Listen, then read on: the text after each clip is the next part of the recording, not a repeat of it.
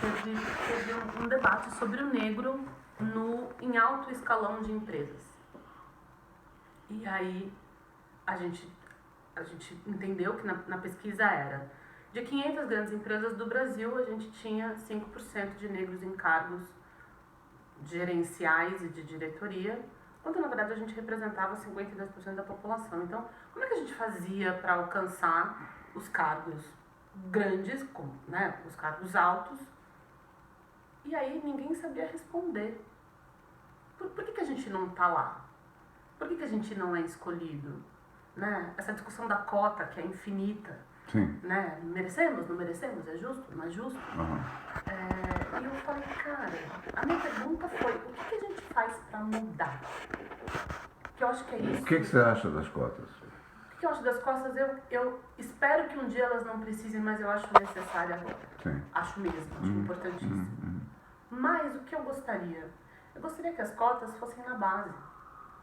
Eu acho que uma criança precisa ter uma qualidade de ensino melhor na base, para a gente não chegar na faculdade e ter uma discrepância absurda de conteúdo mesmo, né? De formar bom. Porque o que as empresas dizem?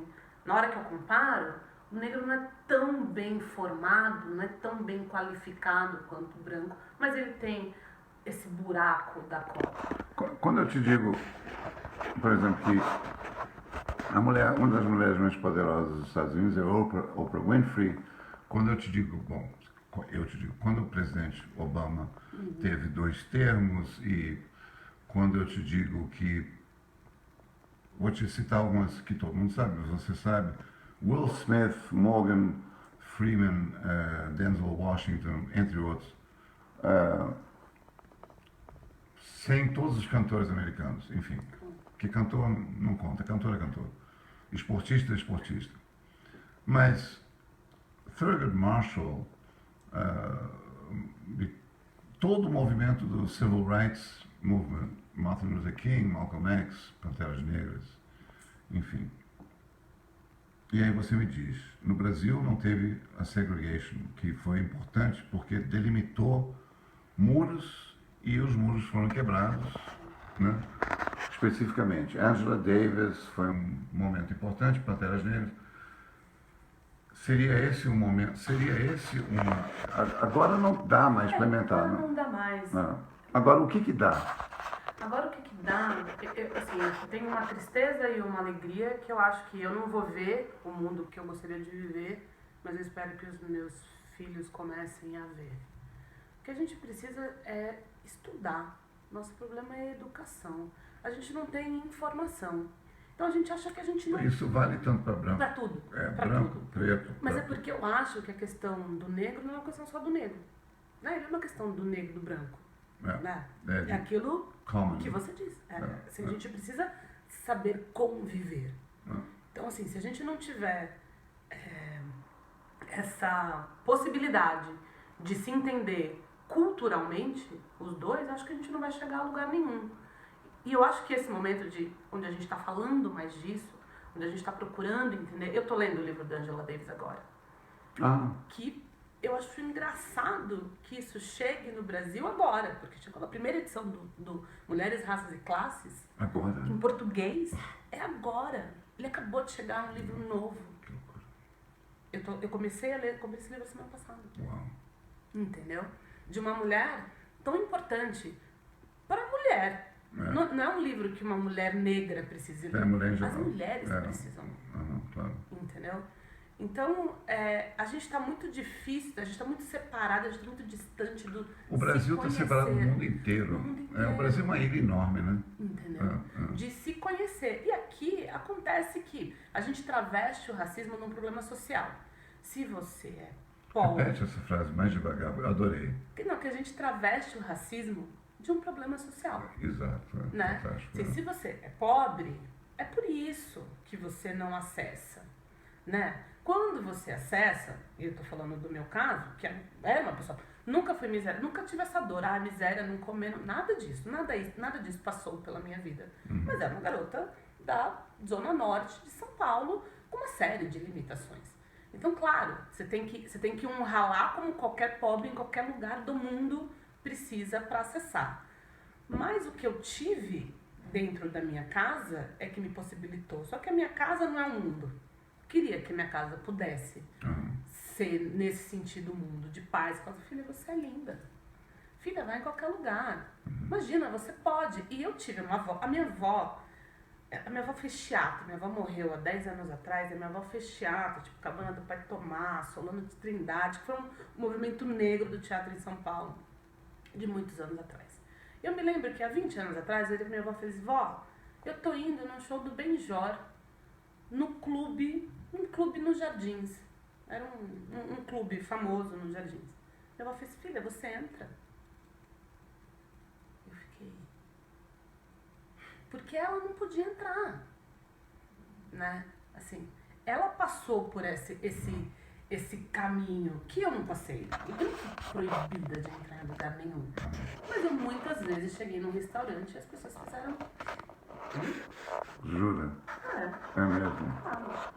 Eu tive muito... Essa coisa, Geraldine, do restaurante do Jardins, esse restaurante onde você causa uma surpresa. É aquele 1 minuto de suspensão da respiração e que depois ele acomoda. Mas você foi. O ar para. Né? O ar para, aí você entra, finge que não está acontecendo e segue o jogo. Porque eu fui educada a seguir o jogo. A palavra é inaceitável. É inaceitável. Inaceitável. É inaceitável isso, né? Mas assim, eu fico pensando hoje, eu como mulher e negra, o que eu posso contribuir? Assim, esse exemplo meu, que eu acho um exemplo bom, que eu acredito ser um exemplo bom, de alguém que conseguiu acessar de alguma maneira algum lugar. Deixa, só, pegando a África do Sul, pegando Nelson Mandela, 27 anos preso, um sistema absolutamente horroroso, né, de Soweto, enfim, apartheid mesmo um dos piores, enfim. Porque o africano, o branco é, enfim, um horror pior, né, o holandês. Como é que eles conseguiram? Porque eles conseguiram. Eu vou para a África do Sul bastante, então... E conseguiram numa paz. Tudo bem, a África do Sul não é nenhum santo, que não é nada que se cheire não, porque rola uma merda ali ainda, mas pensa no que fizeram antes de 94, pensa no que eles são agora. É outra coisa. Nossa, É outra coisa. mesmo. O que se avançou, pensa só numa coisa, numa cena. Aquele Pastorius, aquele atleta que não tem as pernas, que matou a namorada, quando foi o julgamento, ele teve que responder a uma juíza negra. Isso em si é uma loucura, né? É lindo, é lindo. Então, ele teve que chamar ela de Milady. Mas é porque eu volto na história do apartheid, né?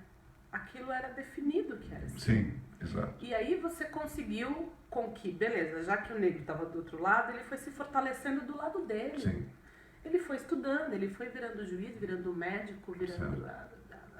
Eu que consegui, não num lado rico, tá? Não tenho esse trânsito, mas que consegui estudar em boas escolas, fazer um bom cursinho, fazer uma boa faculdade.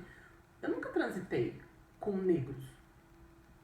Eu não tive um mestre negro na universidade. Eu não tive acesso a um médico negro.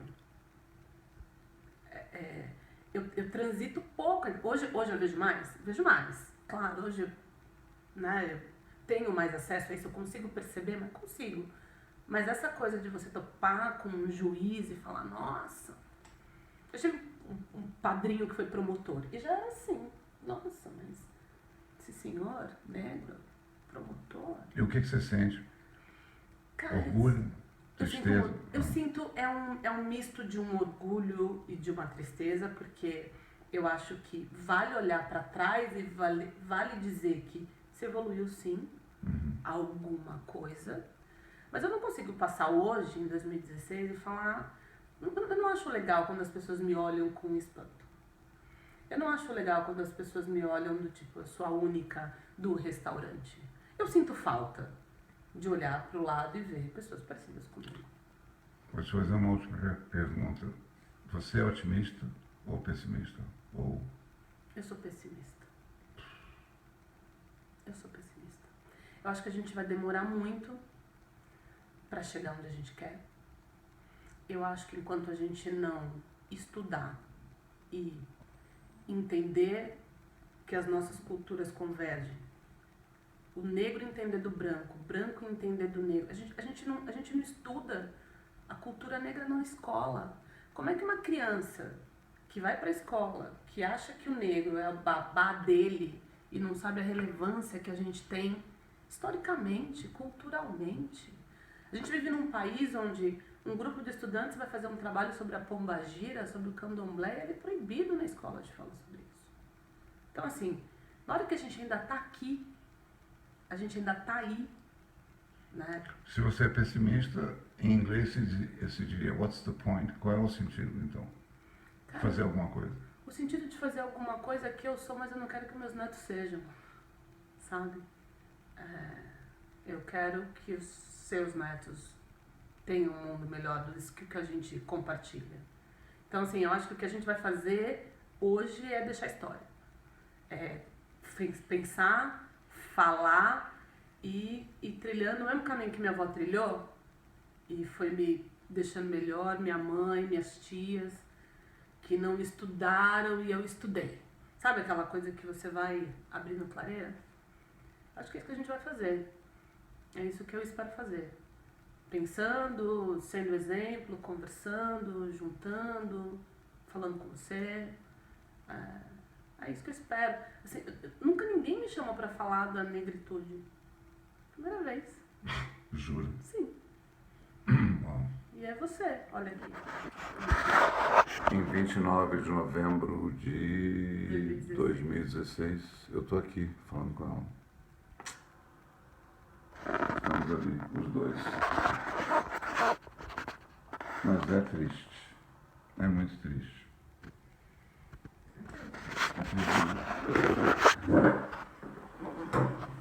Adorei. Adorei. É triste.